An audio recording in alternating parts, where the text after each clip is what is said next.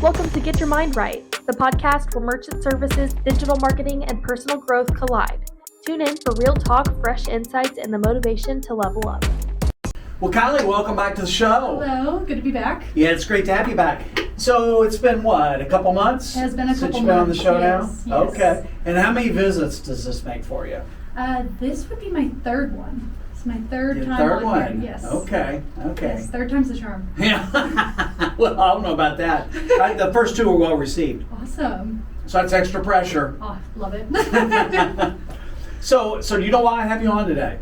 Yes, talking about learning about a new product, correct? Absolutely. So I heard you talk about this subject, and I don't think I've ever heard someone lead a subject or an instruction with how to learn a new product, and that sounds. When I saw that published, I thought, well, that's really cool. How did you come up with that title anyway? Well, I give presentations for our company once, sometimes 2 to 3 times a month. So throughout the year, we're in October now for those any watching in the future, but throughout the year I give a lot of presentations, and some of them can be recycled, and it makes sense to, like, if anything updates come up and things like that, but I really was struggling this month to find something, or that month to find something to talk about. And I always try to hone in on, what are people really struggling with? What could I talk about that's going to benefit them? Because I feel like I hold a unique position with my training role. And I just realized all the comments I've been getting lately is, you guys have a lot of products and that's great, and you're releasing a lot of new things and that's great, but I don't even know where to start when you send out these release notices. I don't know if I need it, why I would need it, who should I even be there, just not even knowing where to start with it. And that just kind of delved into the product, the how to learn a product presentation. That was excellent. You certainly got my attention just by the title on that. So you said you just intimated this, that you deal with a lot of new products. Yes. Okay, so like when you hear, okay, here's the next new product release or whatever, what's the first thing that lands on your mind? What is this used for, and why are we bringing it up?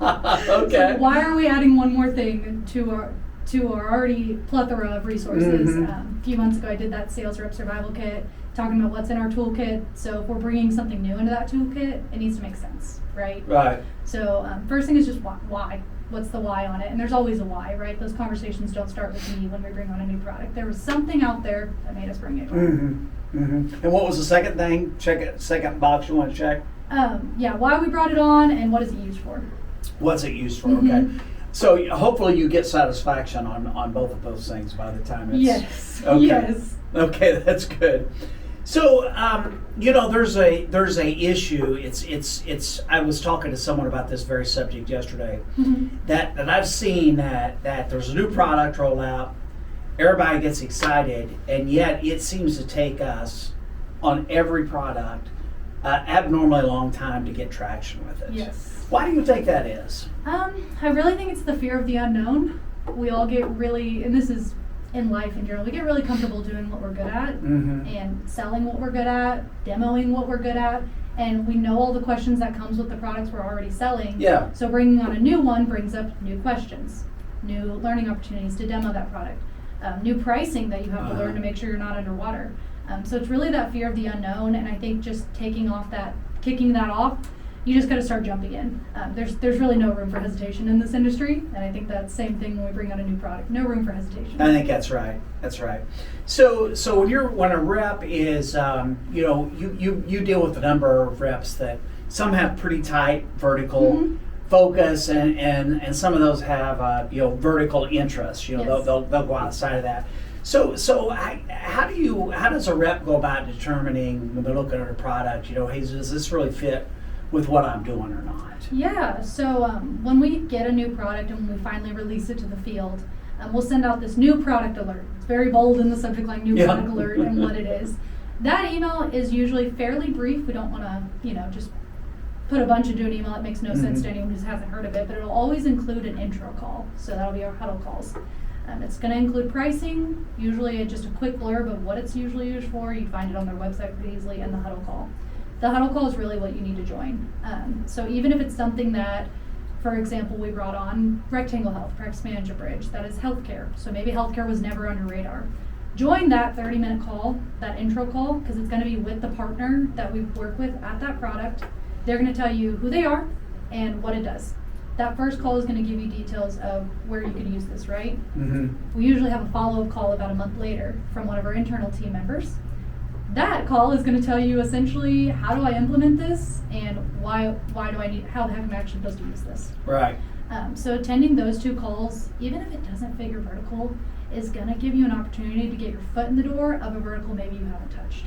And if it is in your vertical, it is detrimental to attend both of those calls to start getting going on it. But diving in head first into it, whether it's your specialty or not, is going to create new opportunities for you. That's really an interesting take. So this is this really dovetails with Dawson's theme, as he said, you'll learn something every day. Yes. Make it a point to do that. Absolutely. Yeah, I think as a rep, even if you're not in that vertical, and let's just take practice management bridge, and let's just say I'm not interested in that vertical. There's nothing to get me interested in that. But still, is there a take, the way that they attack the market, the way they see their product that I can use? Absolutely, Probably. yes. And not only that, that's a great point. Every product sells a certain way, right? You can put that on any product. But maybe healthcare is not your vertical now, but what if you have an uncle or a friend or whatever who's switching processors? You don't want to be the person who's right in their line of sight to get that account. Yeah. You have nothing you can give them as far as talking points. Like, oh, sorry, I preach about doing merchant services all the time, but you're not my vertical fit, so just go on to Stripe or someone else. That's a good phrase. You use that a lot in your line of sight? Not too often, but that just came out? Yes. That's really appropriate. If something's in your line of sight, you need to be able to identify Oh yeah, I want to it. be able to go for it. Yeah. I'm gonna borrow that from you. You're welcome to borrow it. I appreciate that. You have to tell everyone that it's mine, though. I have to give you credit? Yes. Is that that's the royalty? Every time. Okay, I can do that. I can do that. So talk to me about your process, Kylee. Like when you're picking up a new product, do you want to know how it's doing in the market, how it's viewed in the market, where its place is? Absolutely. So as I've gone through with my role, as I've said, it's very unique. So I'm in a sales support role where I'm talking to reps day in and day out. And those reps are either brand new with me or they have been in the industry 30, 40, 50 plus years. They have a lot of ideas, right? So if we don't already have a product, Deja Vu is a great example of this. We didn't have Deja Vu forever, and I kept hearing about it. I kept hearing about, oh, Deja Vu could do this. Well, they have this product. Why don't we have this? Are you guys going to bring it on? Oh, Deja Vu's in the market. I started getting emails about them suddenly. I don't know how I got on the subscription list, but I would get emails from them. They were on LinkedIn. And even then, they would show up on like Facebook sometimes, which is crazy because that's not really where they're marketing, right? So seeing that shows that they are either paying a lot for their marketing or they have something going for them. And the reps telling me they have something going for them just filled that in those gaps that I knew that was a good product. Yeah. So when we bring on these products, it's very helpful if I've already heard of them. Same with Rectangle Health. I had already heard of them because reps had asked if we could have it. So when we brought it on, it was very much like, okay, this is going to be successful because it's been successful elsewhere. Yeah. So I'd heard of Deja Vu before, obviously, but the first time a rep brought up was Shea Horseman, like he would shut up about it. Oh, yes. And I'm like, you got to be kidding me. Like the last thing that we need is another terminal, yet here we are. Here we are, and we all love it now. Funny how that works. Oh, yes. Yeah. So when you look at these products, what kind of signs or clues do you look for that there's already traction with that product? And then the second part of that question is how's that going to fit with what your sales team is doing? So repeat the question. Yeah. So how do you judge of how it's doing in the market, and then how that, or if it's going to dovetail with it with your sales folks? So I'm going to give 2 examples here. So first, if it's prior to the release and I'm just researching it, I'm told that we're going to be bringing it on. Kylie, start doing some research. I'm going to go to their website, and in the world of AI is great. I don't know if you noticed, some companies tend to use a lot of AI marketing, which is totally fine if it's used appropriately. But yes, if it's used appropriately. But a product that is a point of sale or is in merchant locations, you're going to see real world videos of it being used out in the field. You're going to see real merchants, real interviews of them using it in their stores and in their businesses. So that is always step one. If I'm seeing real merchants, because merchants aren't going to do those kind of things, right? unless they are going to stand behind that product. We do our our merchant spotlights here at Evolve too. Those merchants aren't going to do that unless they're happy with what they've got going. Right. So seeing those real world things in a world of AI makes a huge difference. Secondly is going to be when we roll out the product. When I send out that announcement email, it's very clear the response I get. So I have the pleasure of sending those announcement emails out to the team. And when I send those out, I of course get all the replies that come in from it. And with the product that people know about or are excited about, I'm going to get a lot of replies. When's the training? What's your pricing? Do you have this? Are you looking into this update? Have you brought on this? And so on and so forth. And that really shows me right away that that was the right choice for us. Very good. Well, so you raised the subject of AI. Yes. So you said if done well. Mm-hmm. So I want to ask you some more questions on this subject, Okay. but give me some examples of not done well. Yeah, so AI marketing can be great. There's various opinions on it, right? But some people will generate either a slick or something like that just fully off of AI. And you could tell very quickly, maybe it's like the word is supposed to be marketing, but it's kind of like marketing and like kind of trailing off. Or there's supposed to be people in the photo, but there's 6 arms on one of the person, and there's 3 heads on that other person, and you really can't make out what's happening. I feel like at that point, that's just not taking time into your business and taking time to market appropriately. Not only that, I, interestingly enough, have seen a lot of people who do marketing, say our fine marketing team here, and other marketing people can get offended by that very quickly, which takes out some of your prospects, right? So Right. you start narrowing down people very quickly if you're not using the tools appropriately. Dare I say laziness is a good way to put it. Mm-hmm. Just not putting that effort into your business to market yourself as, yes, I'm using AI and that's great. It's a great tool. There's a reason the whole world's using it. But you have to use it properly and you have to take time to make it make sense, right? So. Well, you used a extreme example there, that the person had 6 Yes. arms, they didn't Yes. notice it. I see emails all the time Yes. generated by AI, and then use your parlance there. That email had 6 arms, Yes. yet the sender never Oh, recognized yes. it, Yep. right? Yep, exactly. It's like, these aren't words you use, these aren't Yes. phrases that you use, this Yep. is not the way you communicate. Absolutely. So I think it's a great tool. Tying it into this, actually, it can be great for our industry. It can also struggle very heavily with our industry. Yeah. Being in a sales support role, I have to learn a lot about products, right? And I always get the Google AI overview.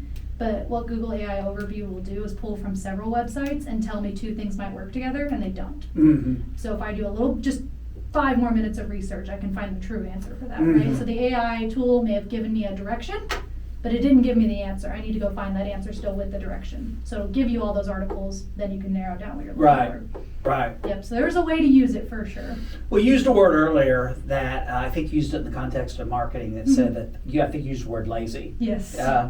It's my ears perked up when you said that, because that's the first thing I thought too. Mhm. And I think there's worse adjectives to it than that too. Yes.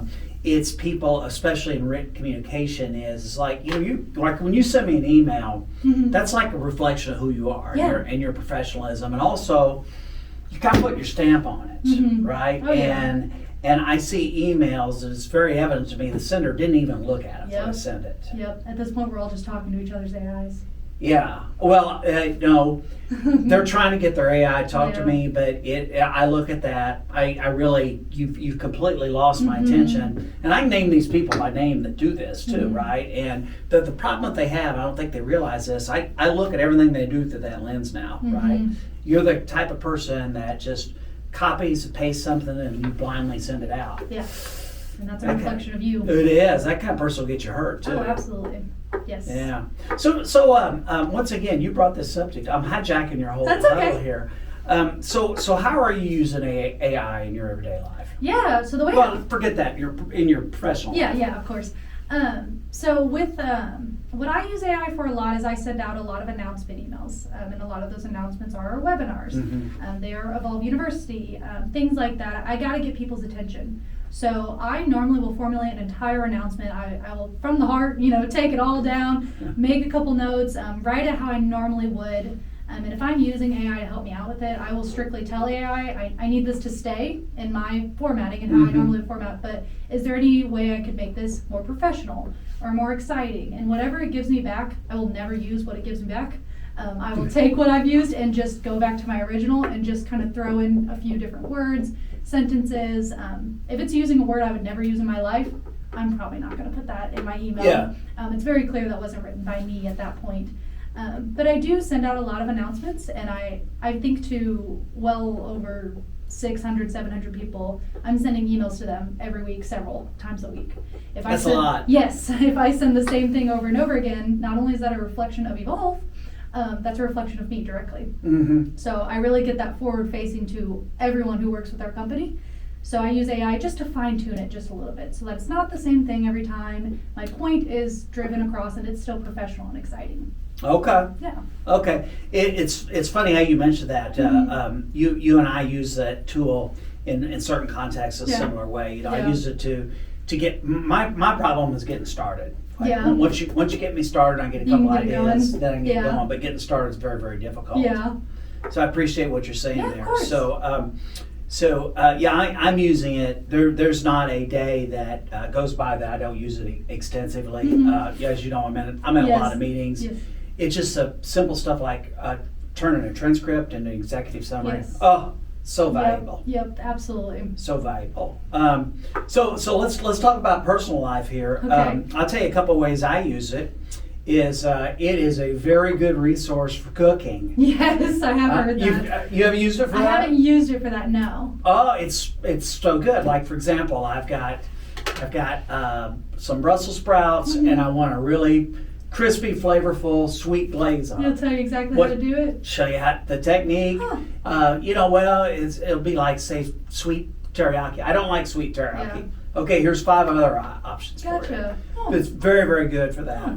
The other thing I like it for too is that like sentimental ideas or someone has sent me a question or a text or an email, and I feel like I need to give a little thought into it.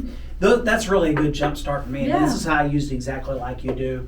Is I'll say, give me 20 ideas on how to address this. And I'm like you, I won't use any of those, but it will spark my imagination. In that direction, yeah, I've been using it for, that's funny you said recipes because kind of in line with it. I had a lot at one point of skincare products. I don't know if you've ever looked at a girl's skincare products or makeup or any of it. There's a lot of stuff out there. You've not been to Stephanie Johnson's bathroom before. You know then, you can see. I found I had a lot of them and it didn't really make sense what I had. I took pictures of each of them, sent it in, and I was like, what do I actually need? What makes sense to work together?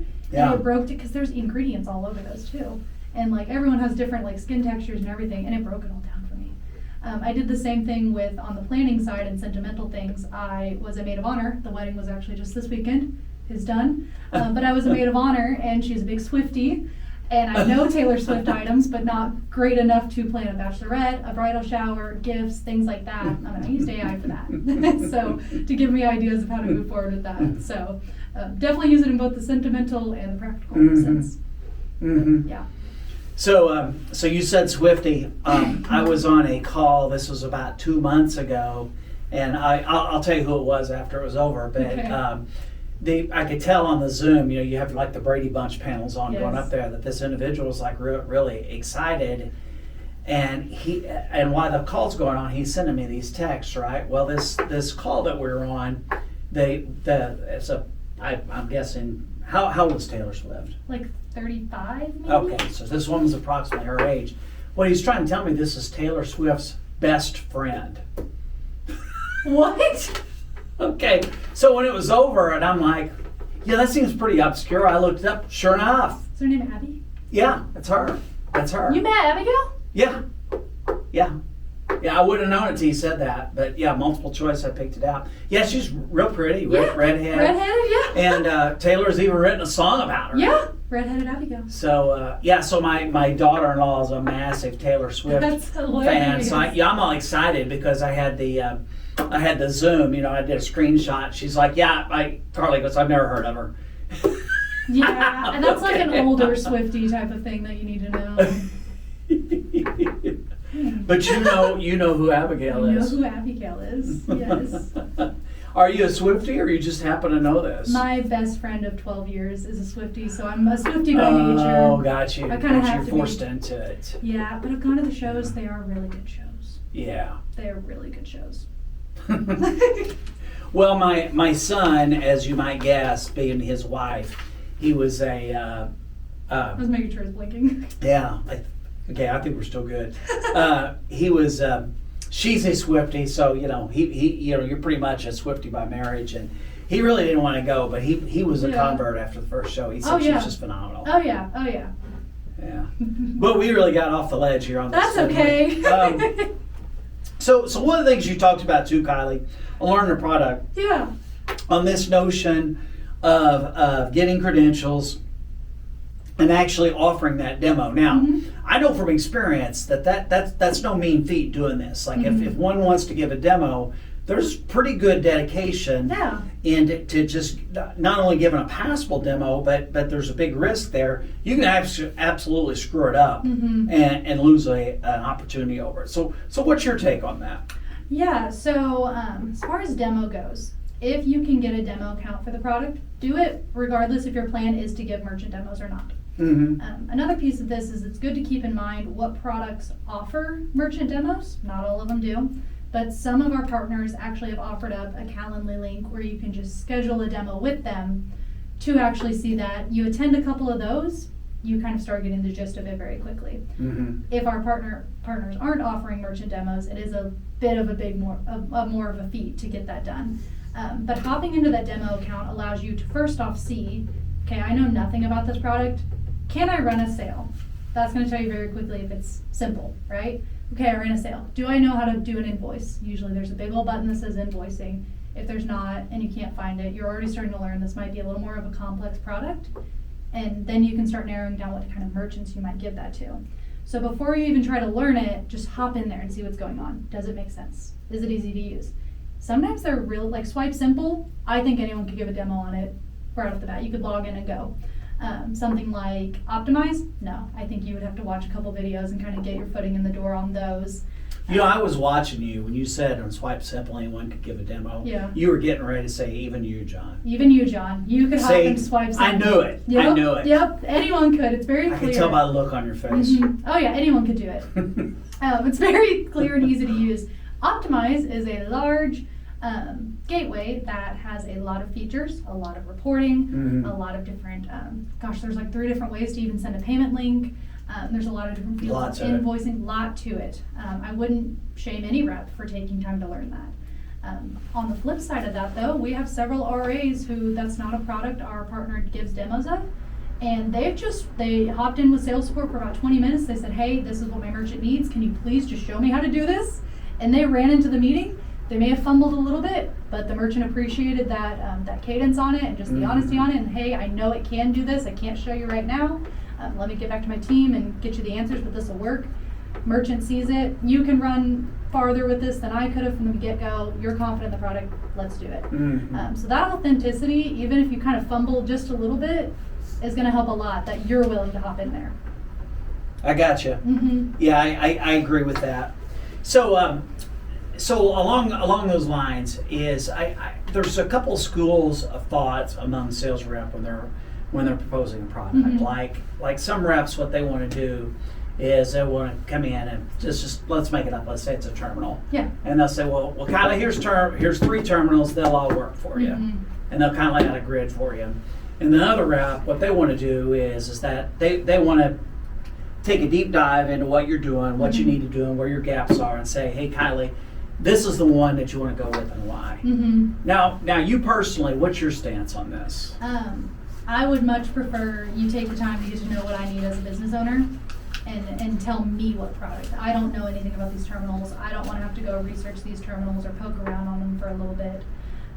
Now, if it is just I need something, I type in $10 in and I run a transaction, maybe at that point it's like, this one's a white terminal, this is a black terminal, like, do you have a preference of color? But I don't think a rep should ever just say, here's our options, which one do you want? I really think you need to start narrowing that down. You give them options, they're going to start feeling overwhelmed or say they don't have time to even look into that. Yeah. So you already know this, but I agree with you wholeheartedly on this. But why do you think that there's reps out there, they just feel like they need to tee up options for their customer on everything? Maybe that's how they prefer to be, like if someone was going to give them a decision, that might be how they prefer something to be handled. But I think it's also important to remember that the way you may want something handled for you is not the way other people want to handle it. Yeah. And a busy business owner just wants to be told this would be the benefits of it, here's what you're going to have, and go from there. You give them 3 different options, they're going to say I need to think about it, they're going to research those, or they're never going to look at it again. You know, so I hadn't thought of it from that angle before, and I was contemplating that while you were talking. You know, that's why I want someone to make a recommendation to me, because you know, if I'm going to be coming to you, that is witnessed by the fact that I'm going to you for your expertise that I don't possess, right? Yes. So, you know, I want you to not just make a recommendation, I want you to make a strong recommendation and also be able to defend that. Yes. You know, and like I do this all the time when I'm buying things or I'm weighing decisions out, is I will even if I'm agreeing with them, I will purposely throw out an objection or an opposing viewpoint to see what their conviction is on this, right? Yes, I think that's really important. Yeah, that's a good point you brought up there. So you talked about buyer's choice and surcharging. Yes. It still seems like there's a pretty good gap out there in the marketplace on gateways and integrations and even hardware that can and can't do this. Yes. You either sell buyer's choice and surcharging or you don't. I see that pretty, black and white upon reps. And that's okay. There's many ways to price in merchant services. I love pricing. It's such a boring part for a lot of people. I love comparing things, revenue earning, making sense for the merchant, all of that. So regardless of what you sell, you need to know if your product suites that you're looking at line up with that selling tactic. So buyer's choice or surcharging and healthcare and practice management bridge do not go together. Do not go into a healthcare business and start pitching buyer's choice and then realize they're on some ERP system that has to integrate with practice management. Crash and burn time. Yes, burn all the way down. So if you're going into the healthcare business, you're going to want to adjust your pitch right away. We could always go non-integrated and do compliance surcharging or buyer's choice. That's totally fine. But you need to go in with the idea, are we going integrated or not with the healthcare merchant? And you need to not go start pitching buyer's choice if we're integrating with something. Start focusing on anything else about the benefits. With that as well, if you're doing surcharging or buyer's choice, our products all handle that a little differently. Everyone has their own idea of, they're all compliant, but everyone has their own idea of what that looks like on the terminal, right? So some terminals will just say card price and it'll already be increased. Some will say card and cash.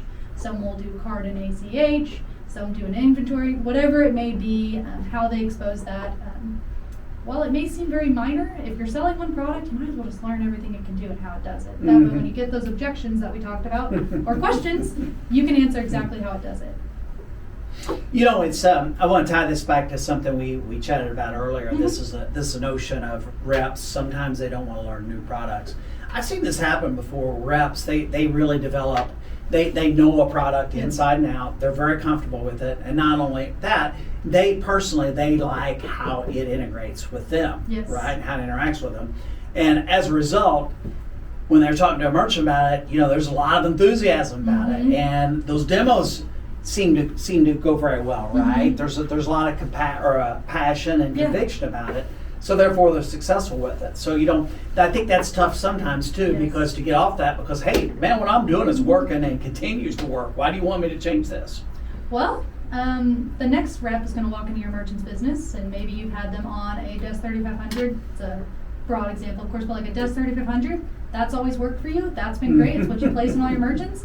Someone else comes in with a nice, pretty Evolve Pay terminal, tells you have a back office, you have this and this and this. You're toast. You never took time to learn that product. Yeah. You didn't even know your merchant wanted it. Yeah. So what you're suggesting then is that's cool to get comfortable and that's your lead product, but at the same time you got to stay current. You got to stay fresh. If you don't stay current, someone else will, and they're gonna come in there. Yeah.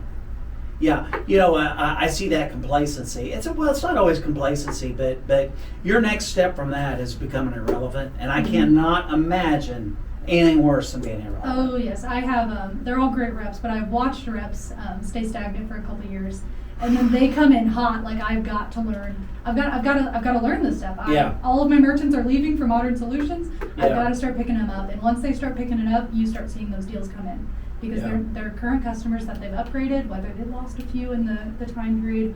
The ones they're upgrading are referring them again, and you'll see them pick it up real quick.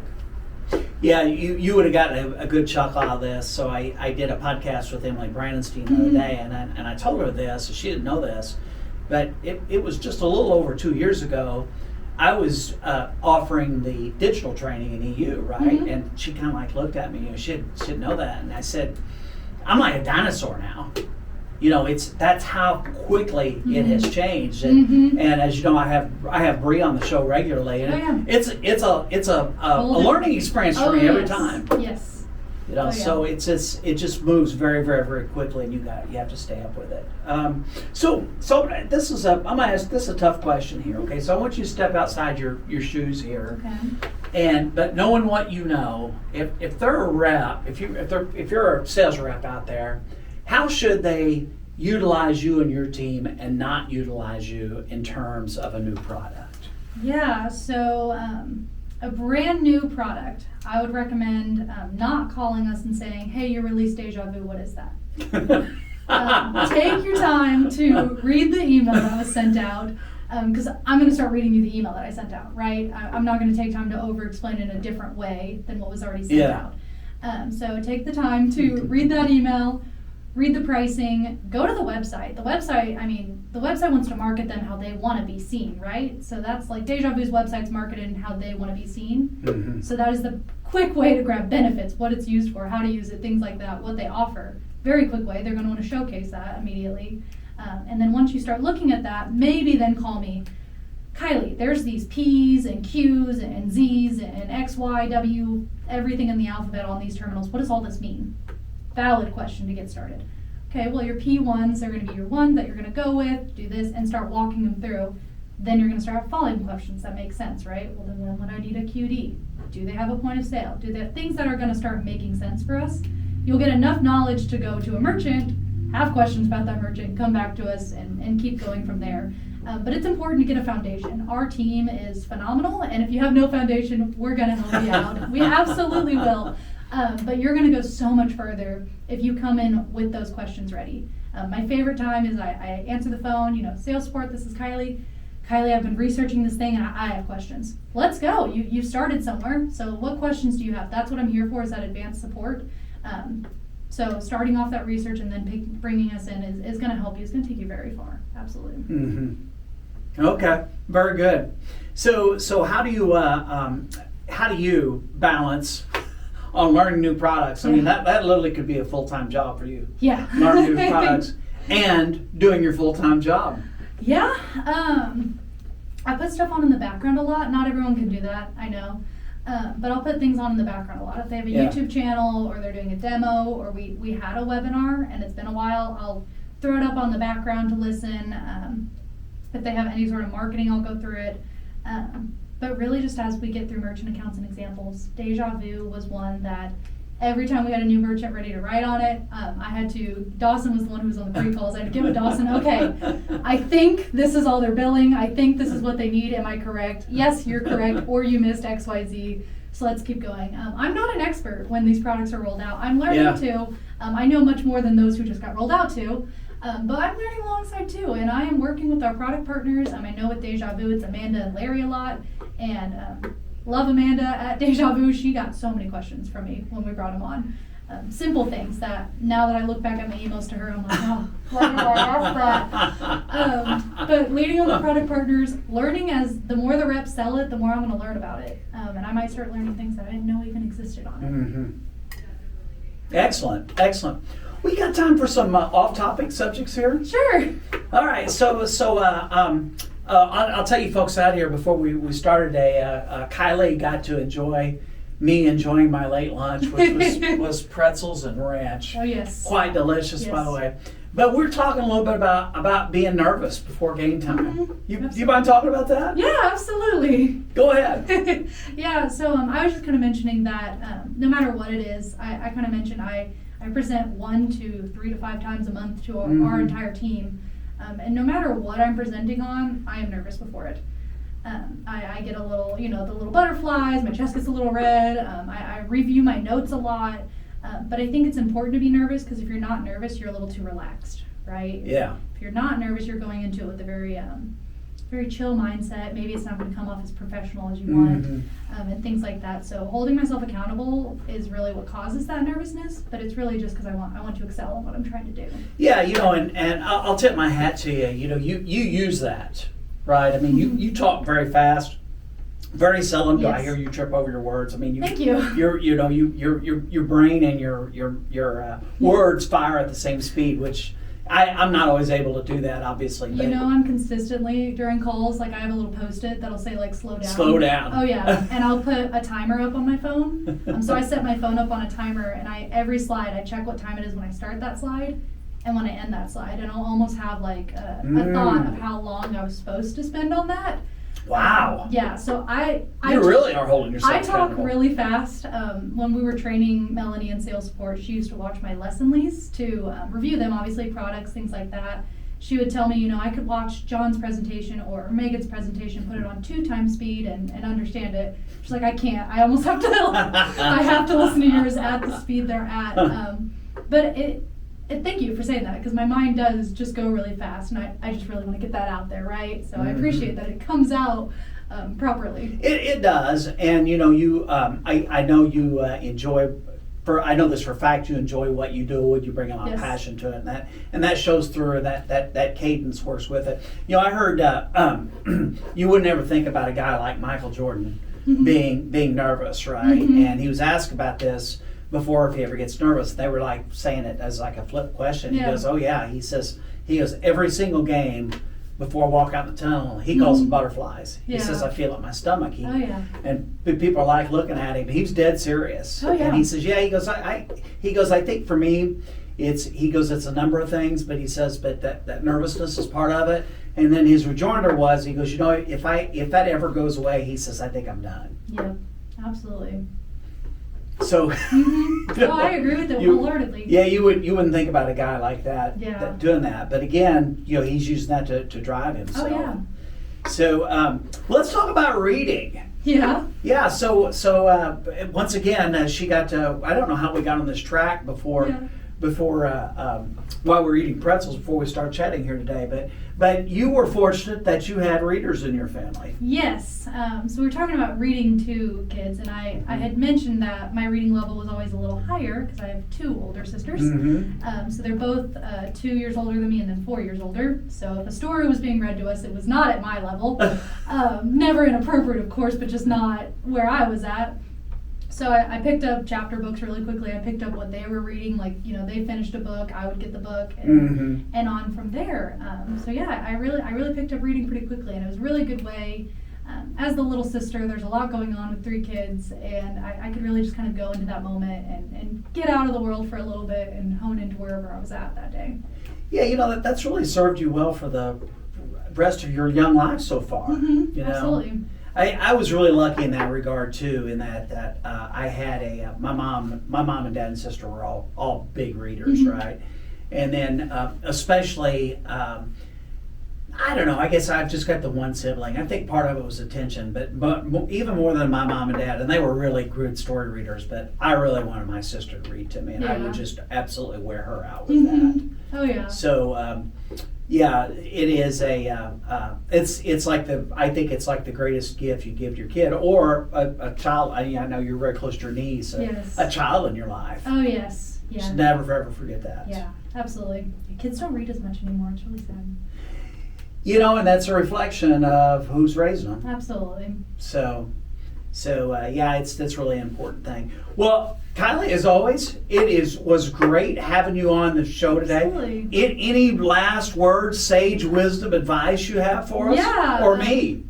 For everyone, don't fall behind. Don't be scared to learn, whether it's a new product, new pricing, maybe there's a new idea out there that you want to get kick-started on before it becomes real big. Don't be afraid of that, because the more you're afraid of that, the further you're going to fall behind, and someone's going to swoop in quick and fast in front of you. You're exactly right. That's a great way to end it. Absolutely. I appreciate you folks dialing in today. And Kylee, I know I'm going to have you back if you agree to a future. Absolutely. Always happy to be here. Always happy to have you here. Until then, for Kylee Rathgeber, I'm John Johnson, and get your mind right.